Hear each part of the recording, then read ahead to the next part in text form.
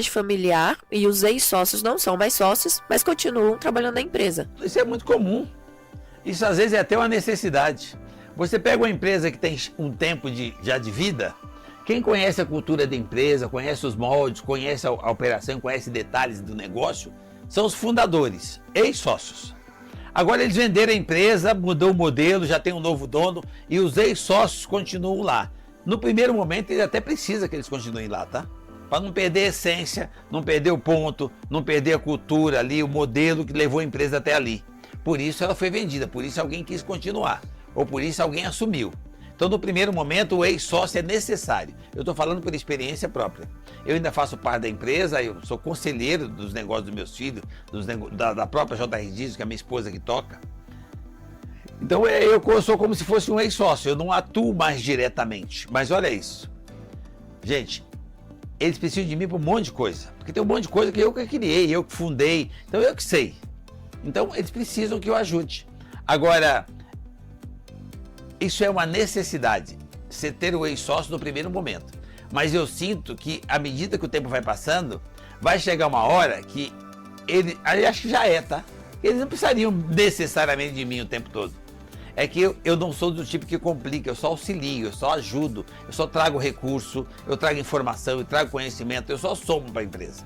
Então é claro que minha família toda quer que eu continue na empresa, mesmo empresa que eu não sou mais sócio. Então, essa é a diferença. Se esse ex-sócio está só somando, deixa ele ali. O que ele sabe de conhecimento da empresa, soma.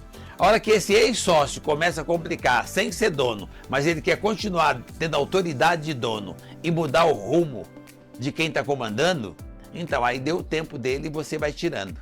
Mas isso não precisa ser assim rápido, tá? Isso vai acontecendo. Então, ex-sócio não é um problema. Se ele veio para somar, ele está na empresa, só agrega, tá?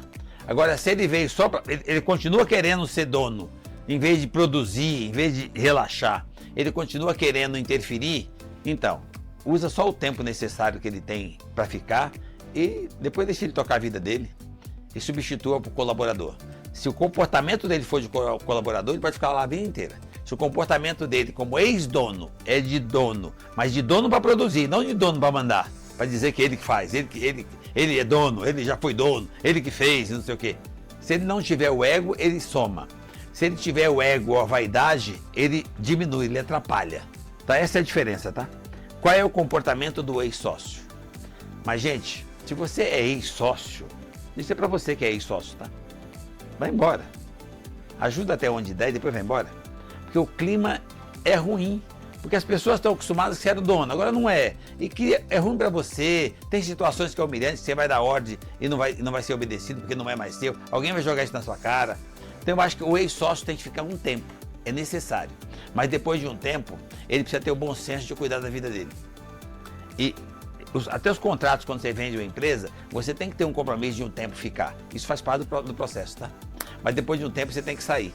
Então se depois de um tempo esse cara não teve a sensibilidade de sair ou não está no contrato, você que é o novo dono, tira, porque o clima fica muito complicado. O seu time, o seu diretor, o seu gerente, o seu porteiro, entender que tem dono e tem ex-dono. É complicado psicologicamente, tá? Então, é necessário que no primeiro momento tenha o ex-sócio, mas é necessário que depois de um tempo, organizou o time, que ele vai embora, tá? Ou então, se ele tiver comportamento de empreendedor, mas na prática ele entende que ele é colaborador, ele também pode somar. Então, essa decisão é muito relativa, depende muito de como é que é o comportamento do ex-sócio, como é que é a cabeça dele. Mas eu preferia que depois de um tempo ele fosse embora.